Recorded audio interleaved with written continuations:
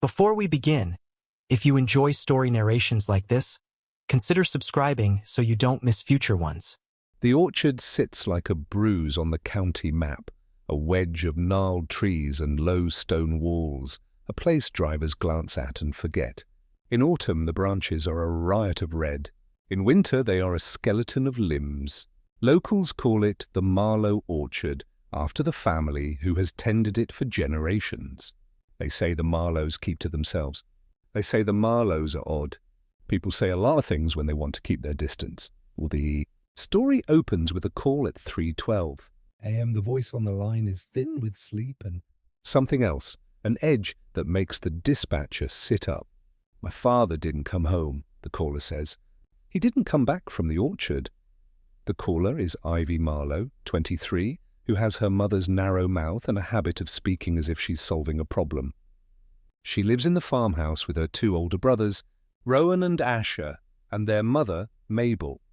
Gideon Marlow, the patriarch, is 62, a man who once ran the orchard like a small kingdom, who knew the soil by smell and the trees by the sound of their leaves. Gideon is not a man who vanishes.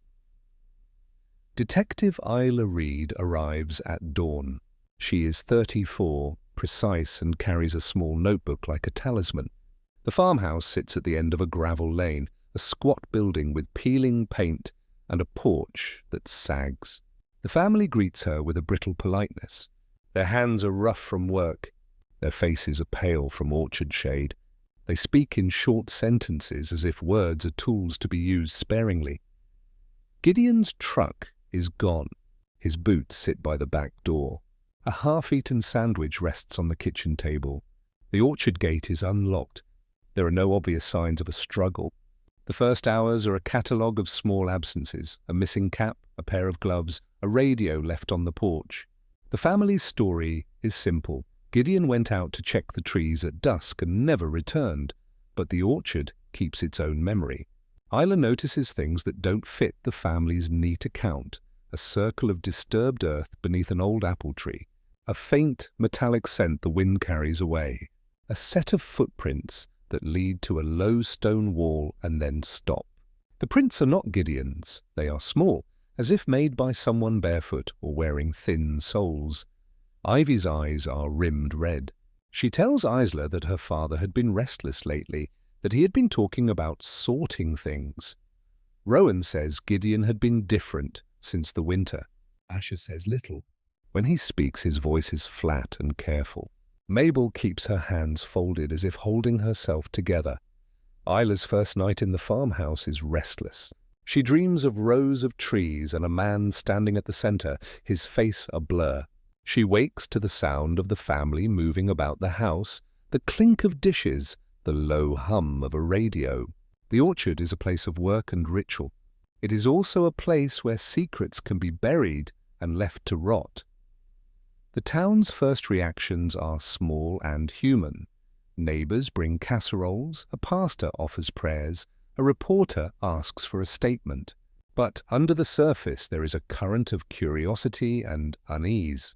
The Marlows have always been a little apart, selling fruit at the market, keeping to themselves, tending a private plot of graves behind the barn where family stones cluster like teeth.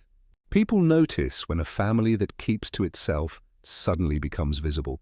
Isla walks the orchard at first light. The trees are skeletal against a pale sky. She finds a low stone wall where the footprints stopped. She finds a rusted tin can half buried in the loam. She finds a small, deliberate clearing where the grass has been trampled into a circle. The orchard yields details that do not belong to the tidy story the family told. Back at the farmhouse, the Marlows move through their day with a brittle choreography. Ivy checks the pantry as if counting supplies. Rowan paces the porch. Asher sits at the kitchen table and stares at a photograph of Gideon when he was younger, standing among the trees with a woman whose face is half in shadow. Mabel hums an old hymn under her breath and folds a dish towel until her fingers ache. Isla interviews the family in the living room, the recorder between them like a small, impartial witness. Ivy speaks quickly, trying to fill the silences. Rowan answers with clipped sentences. Ash's replies are measured and spare. Mabel's voice is small and steady, the kind of voice that has learned to keep its shape under pressure. You said he went to check the back rows, Isla says. Did anyone see him leave? No, Ivy says. He said he'd be back before dark. Did he have any enemies? Anyone who might want to hurt him. Rowan bristles. No, Gideon kept to himself. He didn't make enemies. Isla files the answers away. She knows that the first stories families tell are often the ones they want to believe. She also knows that the land remembers things people forget. That afternoon, Isla walks the lane to the market and talks to people who remember Gideon differently. A woman who bought apples from him for years, a teenager who mowed the lawn in summer, a man who once worked the harvest and left town. They describe Gideon as stubborn, proud, and fiercely protective of his family. They mention a hard winter years ago when the orchard nearly failed and the family retreated inward. They mention a rumor of a child who disappeared from a neighboring farm decades earlier and was never found. Isla files the rumor away but does not act on it yet. She returns to the farmhouse as dusk falls and watches the family move through the kitchen. The radio plays a low country tune. Ivy sets out plates. Rowan sharpens a knife at the table, a small domestic motion that makes Isla's skin prickle. That night, as the house settles, Isla sits on the porch and looks at the orchard. The trees are silhouettes against a bruised sky. She thinks about hunger and the ways it can warp a mind. She thinks about families who close ranks and the stories they tell themselves to survive. She thinks about the thin line between monstrous acts and desperate choices. The orchard keeps its secrets for now, but secrets have a way of surfacing, and when they do, they change the shape of everything around them. By the time Detective Isla Reed returned to the orchard the next morning, the town had already begun to rearrange itself around the absence. Conversations at the market folded into the missing person thread. The pastor's sermon that Sunday drifted toward mercy and sin in equal measure. Isla moved through the small rituals of procedure with a kind of practiced detachment. Photographs, measurements, a careful sweep of the orchard with gloved hands and a metal detector that hummed like a distant insect. The shallow pit beneath the old Bramley tree was the first thing that made her stop. It was not deep, no more than a foot, but the soil had been turned recently, the edges still soft. Someone had covered it again, clumsily, as if they had been interrupted. Near the pit lay a scrap of cloth frayed and stained, and a small tin lid with a thumbprint in dried mud. Isla bagged everything and sent it to the lab. She felt, in the way detectives sometimes do, the tilt of a case. A missing person was now a scene. Back at the farmhouse, the Marlowe's composure was thinning. Ivy moved like a person who had been given a task she could not finish. She kept opening drawers and closing them again, as if the act of searching might conjure an answer. Rowan paced the porch until his boots wore a groove in the wood. Asher sat at the kitchen table and traced the grain with a fingertip, eyes fixed on a photograph of Gideon with a younger woman, someone Isla assumed was his late wife, her face half in shadow. Isla interviewed neighbors and old acquaintances, and a pattern emerged. The Marlowes had been through a hard winter years ago, a season when frost and debt had nearly taken the orchard. There were stories of late-night meetings in the barn, of whispered bargains and barter. People used the word desperate with the same hushed reverence they used for other things they did not want to name. The lab called in the afternoon. The soil from the pit contained fragments, small, irregular pieces that under a microscope looked like bone. The lab tech's voice over the phone was careful. "Preliminary," she said. "We need more tests, but—" And then she paused, the way people do when they are trying to soften a blow. Isla felt the room tilt. She told the tech to expedite everything. When she told the Marlowes, the house seemed to inhale. Mabel's hands went to her mouth. Ivy's face drained of color. Rowan's jaw tightened until the knuckles whitened. Asher's eyes slid to the window, to the orchard, as if the trees themselves might answer. "You have to understand," Mabel said finally, her voice small and steady.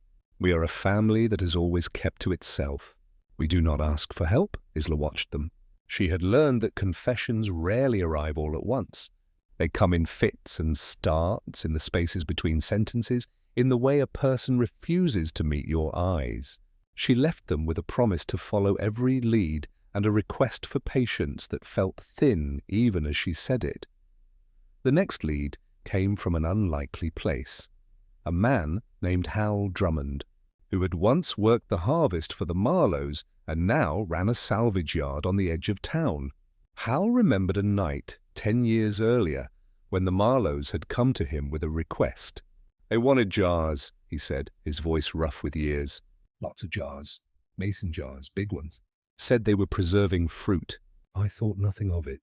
People preserve things. Hal's memory was a small hinge. Isla went to the barn and found, behind a stack of old crates, a row of jars, some empty, some with a cloudy liquid inside. The lids were labelled in a careful, looping hand, dates, initials, odd notations. One jar contained a pale, fibrous mass suspended in amber. The label read only, "For winter, 1214. Isla photographed everything and called the lab again. The lab's analysis was clinical and precise. Tissue preserved in alcohol, cellular structure consistent with human tissue. The notation on the jar matched handwriting found in the farmhouse ledger, an old account book that Gideon had kept, its pages filled with numbers, names, and a strange ritual cadence. The ledger listed not only crops and sales, but entries that read like a calendar of scarcity. November, no apples. December, loan due. January, ask Roy. February, keep for harvest. Interspersed were names, neighbours, friends, a child's nickname, and dates circled in red. Isla sat with the ledger under a lamp and felt the air thicken. The entries were not explicit, but the pattern was there. A family tracking not just fruit, but people. A ledger that blurred the line between bookkeeping and something else, something private and ceremonial. She thought of the jars, the pit, the footprints that had stopped at the stone wall. She thought of hunger and the ways it can make a household invent rules to survive. When she confronted the family with the lab results, the farmhouse became a room of small explosions. Ivy's face crumpled. She covered her mouth and began to sob. Rowan's anger flared like a match. "You're making monsters of us," he said, voice raw. "You're turning our grief into a story." Mabel's hands trembled as she reached for a Bible on the shelf. "We did what we had to," she said, and the words were both a plea and a shield. Asher, who had been silent for most of the questioning, finally spoke. His voice was flat, as if he had been practicing the sound of it. "We kept a promise," he said. "We promised to keep the family." Isla recorded everything. She knew that the law required clarity, names, actions, intent, but human stories are rarely neat. People tell themselves stories to survive. Sometimes those stories are true. Sometimes they are a way to soften the edges of what they have done.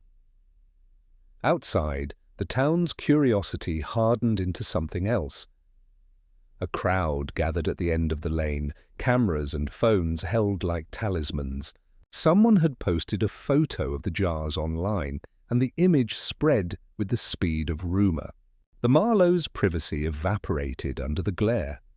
Isla found herself pulled in two directions: the procedural need to secure evidence and the human need to understand motive. She spent long hours in the lab, watching technicians run tests, waiting for DNA matches, for a name to anchor the fragments. When the lab finally called with a match, the name they gave her was not Gideon's. It was a child who had been reported missing from a neighbouring farm a decade earlier, an unsolved disappearance that had become a small, cold file in the sheriff's office. The revelation reframed everything.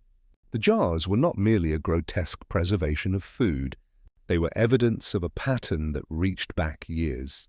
The ledger's circled dates took on a new, terrible logic. The Marlowe's winter of scarcity was no longer an abstract hardship. It was a season that had left a trail. Isla returned to the farmhouse with the match in her pocket, like a stone. The family sat at the kitchen table, the radio playing low and indifferent. Ivy's hands were folded in her lap. Rowan's face was a mask of fury and fear. Ash's eyes were distant. "You have to tell me everything," Isla said. "Not just what you want me to hear." Mabel looked at her children, then at Isla. Her voice was small and steady, the kind of voice that had learned to carry heavy things. "There are things we did to survive," she said. "We thought we were protecting each other. We thought we were keeping the family whole." The confession that followed was not cinematic. It was domestic and terrible, a story of nights when the children cried from hunger, of decisions made in the barn under the hum of a single bulb, of a pact whispered in the cold to keep the family alive at any cost. Mabel spoke of a child who wandered into the orchard and did not leave, of a ritual they invented to make the act feel less monstrous, a naming, a promise, a way to remember. Isla listened and recorded. She felt the case shift from the abstract to the intimate. The jars and ledger were evidence, but the confession was a human thing, fear, love, and a logic that had been constructed in the dark. It did not excuse what had been done. It complicated it. That night, after the family had been taken into custody and the farmhouse had emptied into a hush, Isla walked the orchard alone. The trees were silhouettes against a bruised sky. She knelt at the low stone wall where the footprints had stopped and dug with her hands until her fingers found a small tin box, rusted at the edges. Inside was a photograph, a child with a gap-toothed smile sitting on Gideon's lap. On the back, in Gideon's careful hand, were 3 words, "For the harvest, always." Isla sat back on her heels and felt the orchard tilt beneath her. The photograph was ordinary and terrible at once, a man holding a child, a smile that made the scene human and therefore harder to condemn outright. The image did not absolve. It did not explain. It simply existed, a small, stubborn fact in a landscape of ambiguity. She pocketed the photograph and walked back to the farmhouse, the orchard breathing around her. The roots of the case had been exposed, but the tree itself still stood. There were more questions than answers, and Isla knew the work had only just begun. The morning the sheriff's deputies came for the Marlowes, the sky was the colour of old pewter. Word had spread through town like a rumour that had been waiting for permission to become fact. Cameras crouched at the end of the lane. A cluster of neighbours watched from behind a fence, faces folded into expressions that tried to be pity and ended up as something harder. Isla stood at the edge of the yard and watched the family move through the ritual of being taken into custody. Mabel walked with a small, steady dignity, her hands folded as if in prayer. Rowan's shoulders were rigid with fury. He kept his chin up as if daring anyone to speak. Ivy's face was pale and hollowed, as if the light had been taken from her. Ash's eyes were blank, the way a person looks when they have learned to live inside a small, private grief. The sheriff read the charges in a voice that tried to be neutral. The crowd listened like a jury. When the deputies led the family away, someone in the crowd shouted a question, an accusation wrapped in a single word, and the sound hung in the air like a thrown stone. The Marlowes did not look back. Isla stayed behind to secure the scene. She walked the orchard with a methodical calm, photographing, bagging, cataloguing. The jars were removed, the ledger taken, the tin box with the photograph placed into evidence. The orchard, which had been a private world for generations, was now a public exhibit. At the station, the interrogation room smelled of bleach and coffee. Isla sat across from each family member in turn, listening for the small, human details that often hide the truth. Mabel spoke first, and her voice was a slow, steady thing. She told Isla about the winter that had changed everything, the frost that came early, the bank notices, the nights when the children cried from hunger. She spoke of a decision made in the barn, of a pact whispered in the cold, of a promise to keep the family alive. "We thought we were saving each other," she said. "We thought if we kept the promise we would be together." Rowan's testimony was a different shape. He was angry and defensive, insisting that the family had been misunderstood, that the jars were for preserving fruit, that the ledger was bookkeeping gone strange. He accused reporters of sensationalism and the town of cruelty. His anger had a brittle edge. It was the sound of someone trying to hold a house together with tape. Ivy's account came in fits and starts. She cried, then spoke with a clarity that cut through the noise. She described nights when Gideon would hum as he worked, the way he would tuck a child into a blanket and whisper a name. She described a photograph she had found hidden in a drawer, a picture of a child on Gideon's lap with a note on the back.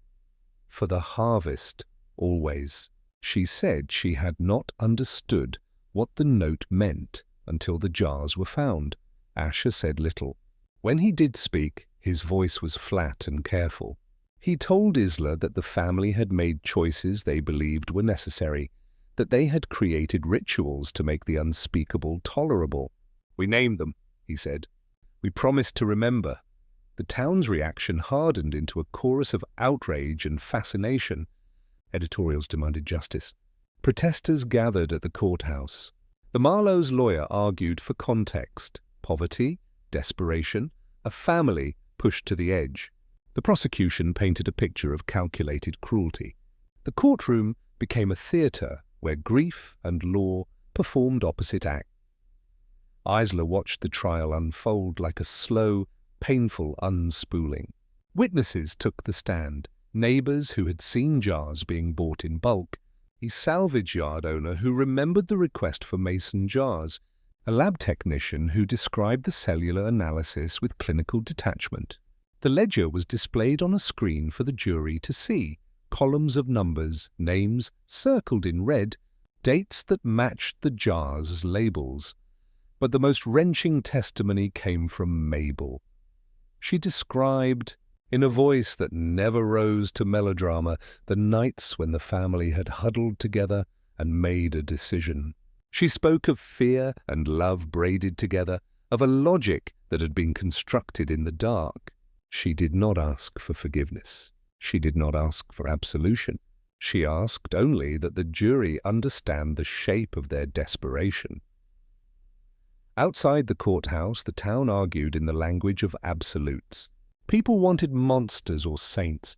They wanted a story that fit neatly into a headline. Isla found herself resisting that hunger for certainty. She had seen the ledger, the jars, the photograph. She had heard the confessions. She had also seen the small human gestures that complicated the narrative. Gideon's careful handwriting, the way Mabel hummed hymns while she worked, Ivy's habit of folding dish towels until her fingers ached. One afternoon, as the trial reached its midpoint, Isla received an anonymous envelope.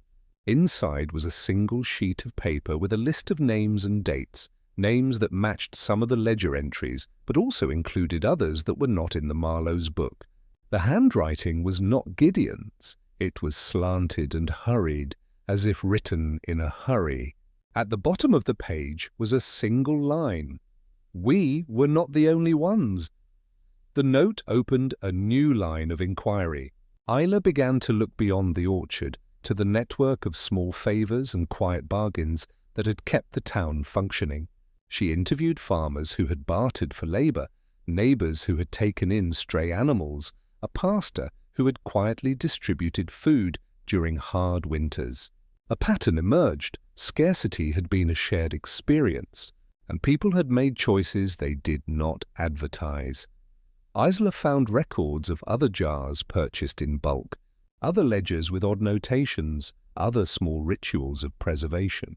She found a neighbour who admitted to helping the Marlowes in the past, who had once given them a child's blanket and later taken a box of preserves. The neighbour's face reddened when she spoke, as if shame and memory were the same thing. The prosecution tried to keep the focus tight. The evidence in the Marlowe's barn, the jars, the ledger, the confession. The defense argued for context and the corrosive power of poverty. The jury listened to both and then retreated to deliberate. During the deliberation, Isla sat in her car and watched the orchard through the windshield. The trees were a black lace against a pale sky.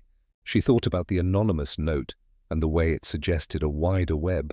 She thought about the photograph she had found in the tin box and the way a single image could make a man's hands look ordinary and monstrous at once. She thought about the thin line between survival and transgression. When the jury returned, the courtroom held its breath. The verdict was a complicated thing, guilty on some counts, not guilty on others. The judge's sentence reflected that complexity: years in prison for those convicted, probation and community service for others, a legal outcome that satisfied no one completely. The aftermath was a slow, grinding thing. The Marlowe's farmhouse was boarded up. The orchard was fenced and left to the care of a court-appointed trustee. The town moved on in the way towns do, new gossip, new harvests, new headlines. But the memory of the case lingered like a stain. Isla continued to follow the threads the anonymous note had opened. She found more ledgers, more jars, more small private rituals. Some were innocent, preserves, seed banks, offerings for the dead. Others were ambiguous, practices that had been born of fear and hardened into habit. The more she looked, the less tidy the moral map became. One evening, months after the trial, Isla received a letter from Ivy. It was short and spare. Ivy wrote that she had left town and was working in a city far away, that she kept the photograph in a tin box and sometimes took it out to look at the child's smile. She wrote that she forgave her mother and brothers in the way people forgive to survive. She wrote that she wanted to learn how to live without the orchard's shadow.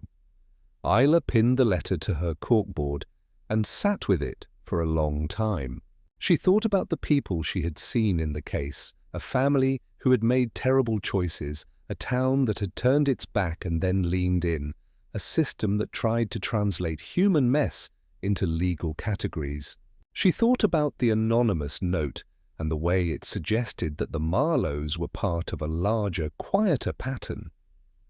The orchard remained fenced, its trees heavy with fruit that no one would pick. In the winter, snow would blanket the branches and the stone wall, and the place would look like any other quiet patch of land. But the memory of what had happened there would not melt away. It would be a part of the town's story, a cautionary tale and a wound. Isla drove past the orchard one evening and slowed. A fox moved through the trees, indifferent to human judgment. She thought of Gideon's handwriting, of the phrase, "for the harvest, always," and of the ways people harvest what they need and what they fear. She thought about the ledger and the jars and the photograph, and she felt the shape of a truth that refused to be simple. The case did not end with a tidy moral. It left questions in the soil about responsibility, about the limits of compassion, about the ways communities fail their most vulnerable. Isla kept those questions with her like a weight. She had done her work, but the work had changed her. The orchard had taught her that human beings are capable of tenderness and horror in the same breath, and that sometimes the two are braided so tightly they cannot be separated. She folded the anonymous note and placed it in a file. She kept the photograph in a drawer in her desk, not as evidence, but as a reminder that behind every ledger and jar and headline there is a human face, and that faces do not fit neatly into the boxes the world wants to put them in. The town's anger cooled into a brittle, watchful silence. Headlines moved on, but the orchard remained a raw place on the map, fenced and under court order. Detective Isla Reed found that the case did not end with the verdict. It unravelled into a tangle of small, stubborn threads that led beyond the Marlowe's lane. The anonymous list she had received sat in a file on her desk like a map with missing roads. Names and dates repeated in different ledgers, in receipts from hardware stores, in the margins of church donation logs. Isla began to follow those repetitions, not because she wanted to indict a town, but because she needed to understand how a private ritual had become a public crime. Her first stop was a farmhouse 2 valleys over, where a woman named June Calder ran a roadside stand and kept bees. June was in her 60s, with a face like weathered wood and hands that smelled of honey. She answered Isla's questions with a kind of bluntness that felt like relief. "We all did what we had to," she said. Not everyone writes it down. "Not everyone keeps jars. But we made bargains. We traded favors. We fed each other when the bank came knocking." June's admission was not a confession. It was context. Isla learned that during the hard winters, neighbors pooled resources, hid extra sacks of grain in barns, and sometimes took in a child for a night or two until the storm passed. Those acts were small and often anonymous, gestures meant to keep a community breathing.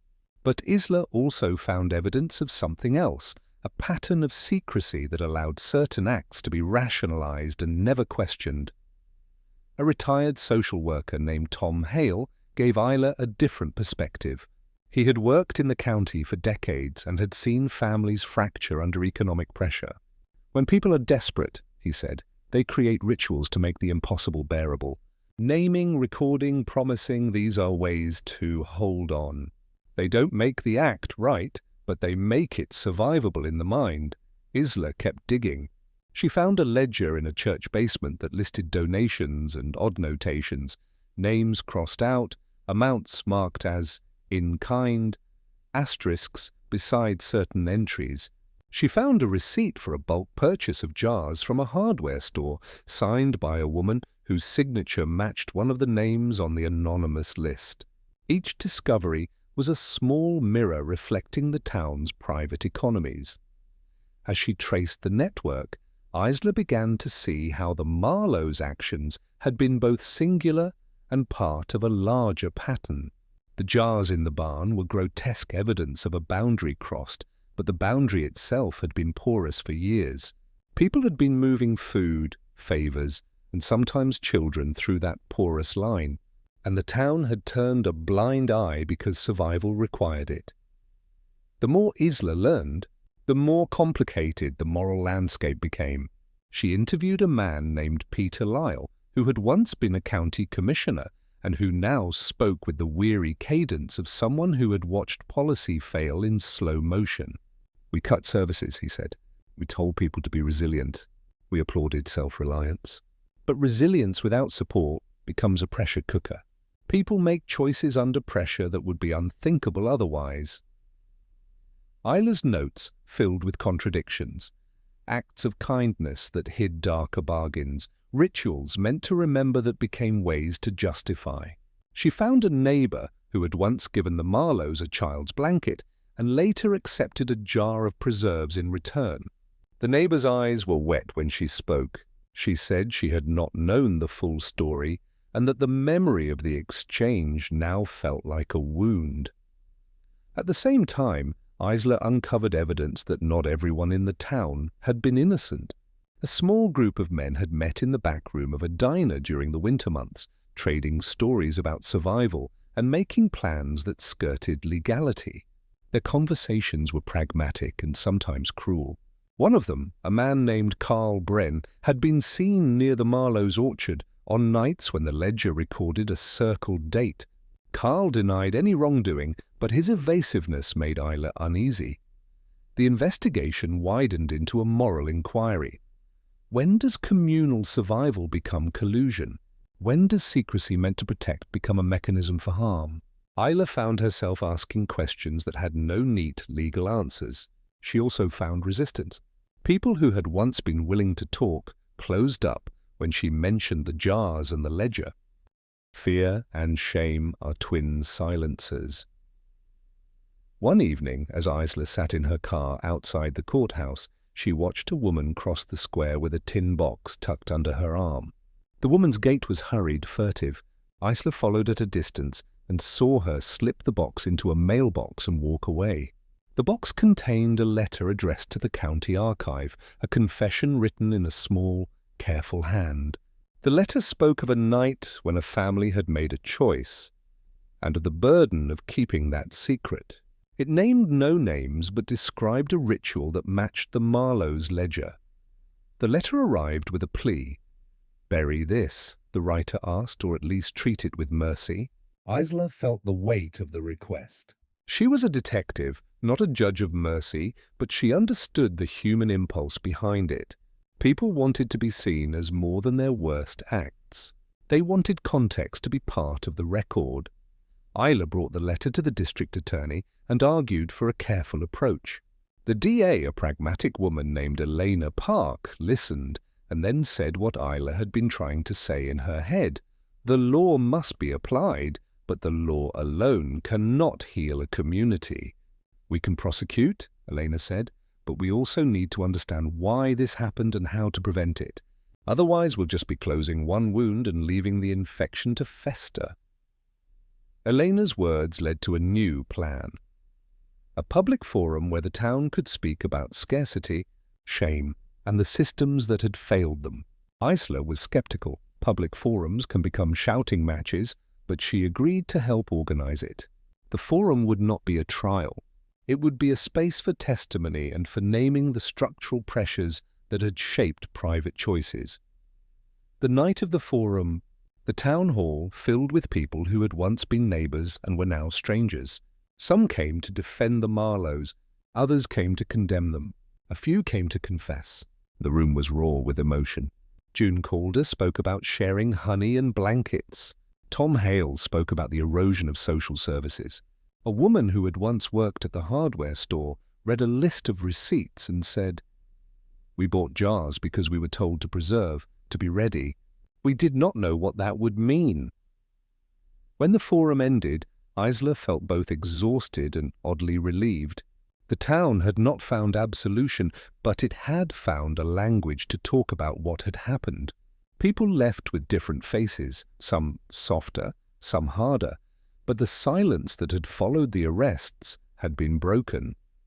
Back at her desk, Isla opened the anonymous file again. The list of names had not been a map to a single crime, but a ledger of a community's coping mechanisms.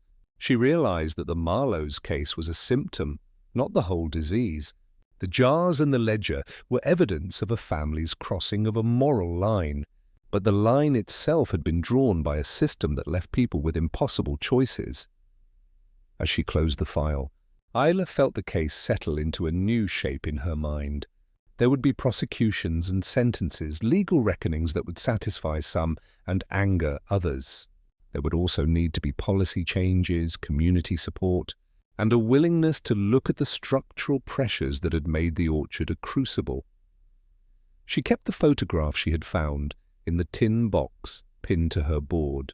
The child's smile was a small, stubborn fact that refused to be reduced to a headline. Isla understood that the story she was telling was not only about crime, but about the human capacity to both harm and care. The orchard had taught her that truth is rarely clean, and that justice must be pursued with an eye toward repair. The final note in her file was a single line scrawled in a different hand. "We were not the only ones." Isla folded the paper and placed it in a new envelope. She wrote a note on the outside, "Continue looking."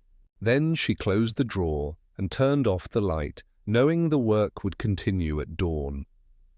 The months after the trial felt like a slow unpeeling. The Marlowe's farmhouse sat boarded and silent, its porch sagging under the weight of absence. The orchard, once a place of work and ritual, had become a public wound, fenced, catalogued, and visited by people who wanted to see where the line had been crossed. Detective Isla Reed found that the case's legal end only opened new questions. The anonymous list, "We were not the only ones," kept tugging at her. She returned to the ledgers she had collected from the town, church records, hardware receipts, farmers' notebooks.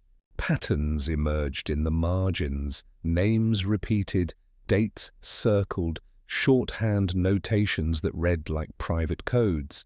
Some entries were mundane, seed orders, loan payments, but others carried a cadence of ritual, keep for winter, remember, for harvest. The language was not uniform, but the intent felt shared. Isla interviewed more people, quietly and without fanfare. A school teacher named Lorna admitted she had once taken in a neighbor's child for a week during a storm and had written the child's name in the margin of her own ledger as a way to remember. A retired mechanic confessed to trading fuel for jars of preserves. A pastor, who had distributed food quietly, admitted to keeping a list of families who had been helped, names crossed out when the need passed, names circled when it returned. These confessions were not admissions of the Marlowe's crimes, but they revealed a culture of secrecy and barter that had normalized certain kinds of concealment. Isla realized the town had been operating on a tacit contract: help quietly, don't ask questions, and the ledger of favors will keep the community alive. That contract had a dark edge when scarcity hardened into survivalism. One afternoon, a woman named Elise Moran came forward with a box of papers. Elise had been a neighbor of the Marlowes years ago and had moved away after a family dispute. Her hands trembled as she handed Isla a stack of letters and a small notebook. The notebook contained a list of names and dates, but also short notes, phrases like kept warm, left at war, promise kept. Elise said she had been ashamed to keep the book, but had kept it because she feared forgetting. Isla read the notes and felt the same uneasy mixture of tenderness and horror she had felt with the photograph in the tin box. The notes were not confessions of violence. They were records of favors and favors returned, of children sheltered for a night, of food hidden in barns. But the ledger's language, promise kept, hinted at a ritualization of those favors, a way of making them feel like moral acts rather than desperate measures. The more Isla dug, the more she saw how the Marlowe's ledger had been a grotesque extension of a town's coping mechanisms. The jars in the barn were a monstrous literalization of a metaphor the town had used for years: preserve what you can, remember those you cannot save. The difference was that the Marlowes had crossed a line and turned metaphor into action. Isla compiled her findings into a report for the district attorney. She argued that while the Marlowes' actions were criminal, the town's culture of secrecy and barter had created the conditions that made such actions conceivable. The DA, Elena Park, agreed to consider community outreach as part of the legal aftermath, funding for food banks, emergency assistance programs, and a public archive where people could deposit their ledgers anonymously. The archive idea was controversial. Some wanted to burn the ledgers and forget. Others wanted to preserve them as a record of what had happened. Isla supported the archive. She believed that memory, even when painful, could be a tool for prevention. The town grudgingly agreed to a pilot program, a secure, anonymous repository where people could deposit records and testimonies about the winters they had survived. The repository opened with a small ceremony. People brought boxes and envelopes, some labeled, some not. They left them in a wooden chest and walked away. The act of depositing felt like a confession and a relief. For Isla, the repository became a new kind of evidence, not of crime, but of context. As the repository filled, a pattern of quiet confessions emerged. People wrote about nights when they had hidden food in barns, about taking in a child for a night, about bartering favors that later felt like debts. Some notes were practical, lists of supplies, receipts, while others were intimate.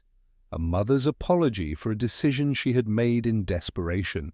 A man's account of a barter that had gone wrong. One letter stood out.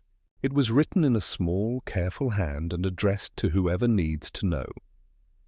The writer described a winter when the town's supply chain had failed, when the bank had foreclosed on a neighbor's farm, and when a group of families had met in secret to decide how to survive.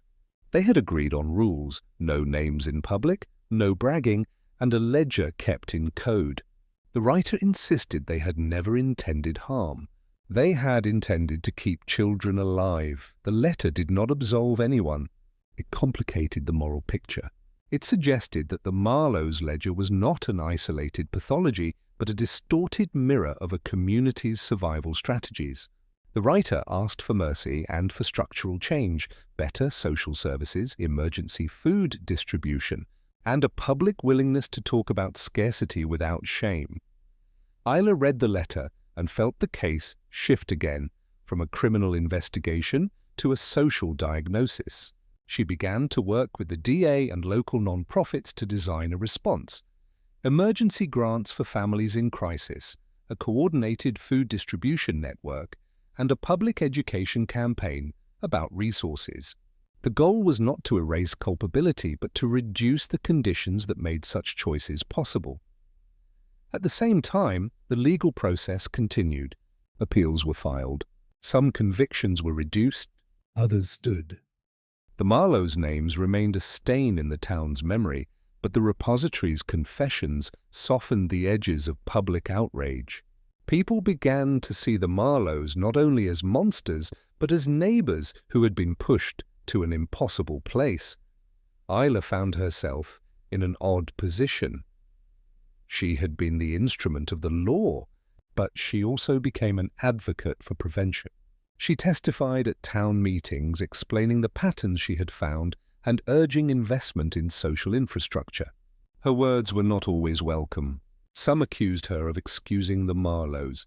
Others thanked her for naming the structural failures. One evening, as she closed the repository for the night, Isla found a small envelope tucked under the chest. Inside was a single photograph, a child on a man's lap, smiling. On the back, in a hand she recognized, were the words, "For the harvest, always." No name, no explanation. Isla pinned the photograph to the repository's corkboard as a reminder that human faces resist simple narratives. 2 years after the arrests, the town had changed in small ways. A food bank opened in the old community centre. A county grant-funded emergency heating assistance. The hardware store began a program to donate jars and supplies to families in need. The repository became a resource for historians and social workers, a place where the town's private economies were catalogued and studied. But change was uneven. Some families still struggled. Old resentments lingered. The Marlowe's orchard remained fenced, its trees heavy with fruit that no one would pick. The legal sentences had been served in part, and some family members had been released on parole. They returned to a town that had not forgiven them and could not forget them. Isla continued to visit the orchard, not as an investigator, but as a witness. She walked the rows and thought about the ledger's language, about the ways people name what they cannot bear. She thought about Gideon's handwriting and the photograph in the tin box.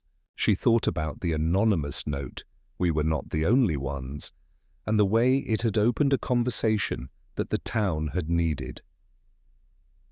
One autumn afternoon, she received a letter from Ivy.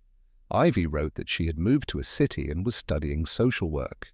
She said she kept the photograph in a tin box and sometimes took it out to remind herself of the child's smile.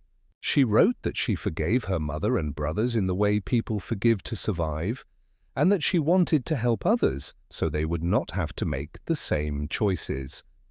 Isla folded the letter and placed it in a file. She felt a small private relief.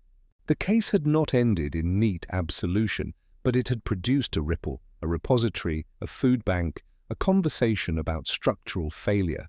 Those were small repairs, but they mattered. The repository's archive became the basis for a county report on rural poverty and emergency response. Policymakers read the ledgers and the letters and began to consider changes: better funding for rural social services, emergency food distribution protocols, and community outreach programs that did not stigmatize need. The Marlowe's case had become a catalyst for policy, a painful example that forced action. Isla testified before a county committee, not to plead for leniency, but to argue for prevention. She spoke about the ledger and the jars and the photograph, about the human faces behind the evidence. Her testimony was measured and direct. She urged the committee to fund programs that would reduce the pressure on families and to create safe channels for neighbors to help without secrecy. The committee approved a pilot program. It was modest, a few $1,000s for emergency grants and a coordinator to manage donations, but it was a start. For Isla, the program represented a shift from punishment to prevention, from cataloguing harm to building resilience. Years later, the orchard stood differently in the town's memory. The fence had been repaired, the trustee had sold some of the land to a cooperative that promised sustainable farming, and the old farmhouse had been renovated into a community center. The trees still bore fruit, and volunteers picked apples for the food bank. The Marlowe's name remained in the archives, but the town had layered new stories over the old wound. Isla visited the community center one crisp morning and found Ivy there, organizing volunteers. Ivy's hands were steady. Her face had the same narrow mouth but a softer expression. They spoke quietly about the repository and the pilot program. Ivy told Isla she had chosen social work because she wanted to make sure other families had options she had not had. They walked the orchard together. The stone wall where the footprints had stopped was still there, mossed and softened by time. Isla knelt and ran her fingers through the soil. She found the tin box she had once dug up. Someone had returned it to the orchard as a gesture of closure.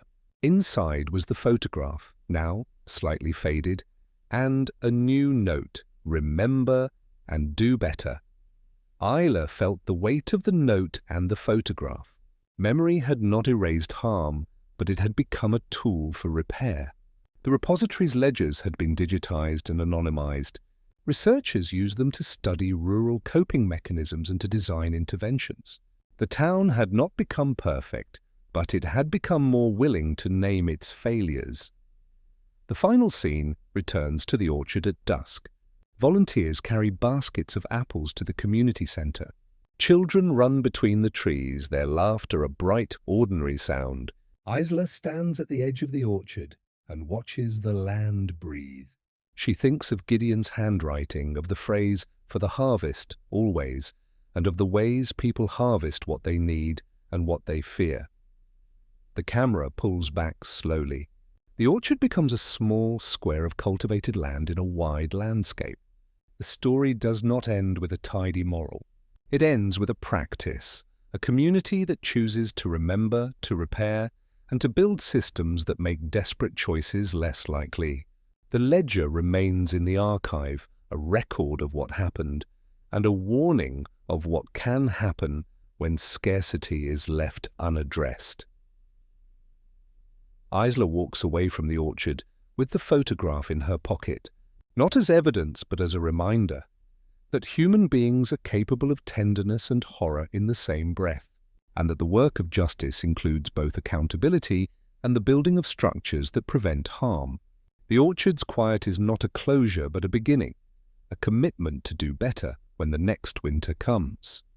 Did the story send chills down your spine? And from which city are you tuning in tonight? Let's meet in the comments. If you enjoyed this dark tale, you can support me with a super thanks so I can keep uncovering more gripping true crime stories for you. Thank you so much for your support.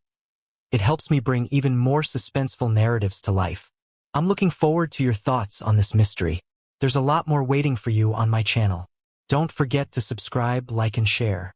See you in the next chilling story with intrigue and respect.